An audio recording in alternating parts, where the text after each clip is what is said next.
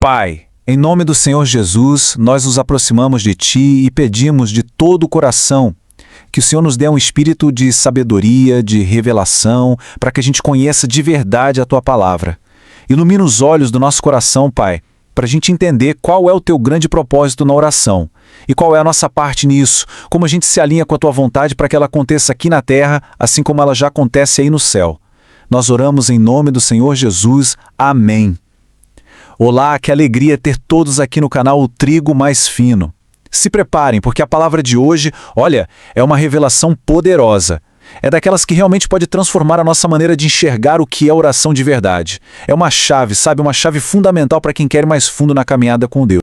Então, vamos direto ao ponto. Essa é uma pergunta que com certeza já passou pela cabeça de muita gente. Pensa bem, se Deus já sabe de tudo, se Ele é onisciente, e se Ele pode tudo, onipotente, por que, afinal de contas, a gente precisa orar? Porque parece que Ele fica esperando a gente pedir.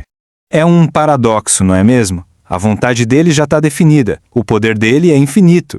Então, por que a nossa oração seria o gatilho para ele agir? O que tem por trás dessa espera de Deus? Será que a gente entendeu a oração do jeito certo? E é aqui, gente, que o mistério começa a ser desvendado. A grande sacada é esta. A gente não ora para dar um relatório para Deus. Não é para informar a Ele do que a gente precisa, porque, claro, Ele já sabe. A oração é o mecanismo que o próprio Deus criou para que nós, o seu povo, aqui na Terra, possamos trabalhar com Ele. É uma verdadeira parceria. E olha que incrível essa parceria. Deus, com todo o seu poder e soberania, escolheu por decisão dele agir em resposta às orações do seu povo. Ele quis que fosse assim. Ele nos convida a participar ativamente da sua obra, canalizando o poder dele através de nós. O ministro usa uma analogia simplesmente fantástica para a gente entender isso. Imagina a oração como se fosse uma estrada, o caminho por onde a obra de Deus vai avançar. Agora pensa num trem gigante, superpotente, capaz de carregar toneladas. Mas do que adianta toda essa força se não existem trilhos para ele andar? Ele não sai do lugar. Pois é, o poder de Deus é como esse trem. E as nossas orações? As nossas orações são os trilhos que a gente coloca no chão para que a vontade dele possa finalmente avançar e se manifestar no mundo. E este versículo de Mateus é a prova disso.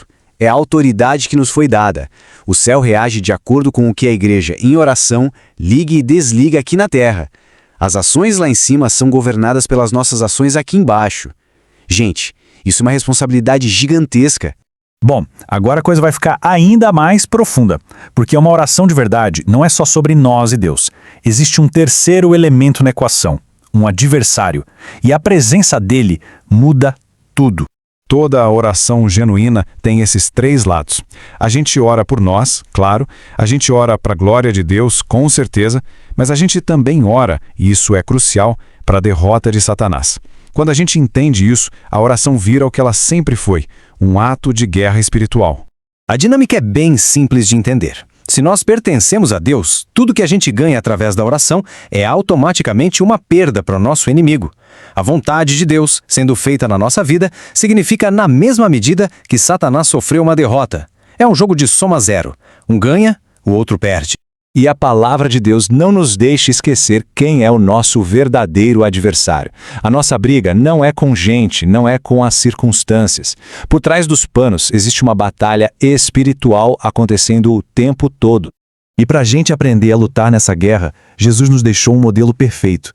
É a parábola da viúva persistente, que está lá em Lucas capítulo 18. Vamos olhar para ela.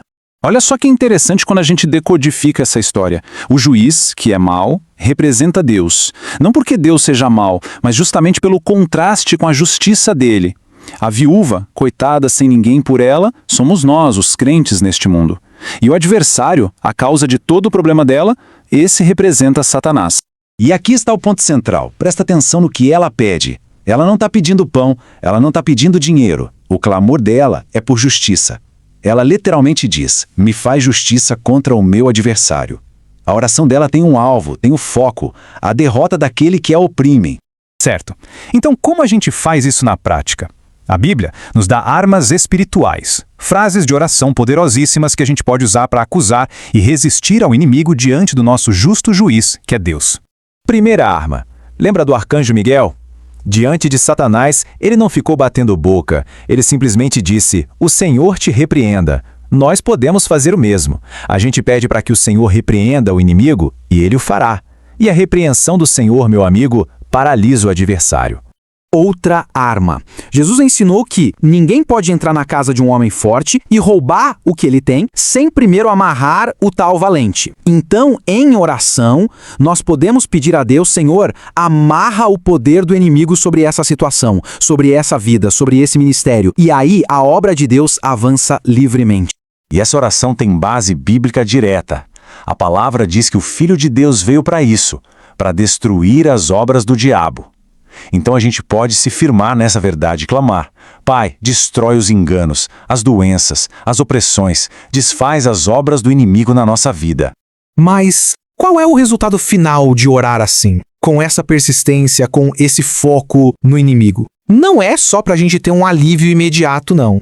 O propósito é muito, muito maior. É um propósito que aponta para o fim dos tempos. Assim como o choro daquela viúva apressou o dia da vingança dela, o nosso clamor contínuo contra Satanás, ele acelera a obra de Deus. Ele apressa o dia da justiça final, o dia em que o inimigo será derrotado de uma vez por todas. E essa é a promessa de Jesus. A rapidez da justiça de Deus está diretamente ligada à frequência da nossa oração. Se a gente clamar dia e noite, acusando o nosso adversário, a promessa é que Deus vai nos vingar, e vai nos vingar depressa. E aí Jesus termina a parábola com essa pergunta que chega a arrepiar. Quando o Filho do Homem voltar, será que ele vai encontrar esse tipo de fé na terra? Ele parece estar dizendo que, no final, esse tipo de oração, essa fé que acredita que pode impactar o mundo espiritual e apressar a justiça dele, vai ser algo raro. E essa pergunta ecoa até hoje, nos desafiando. Será que faremos parte desse pequeno grupo fiel que ele vai encontrar?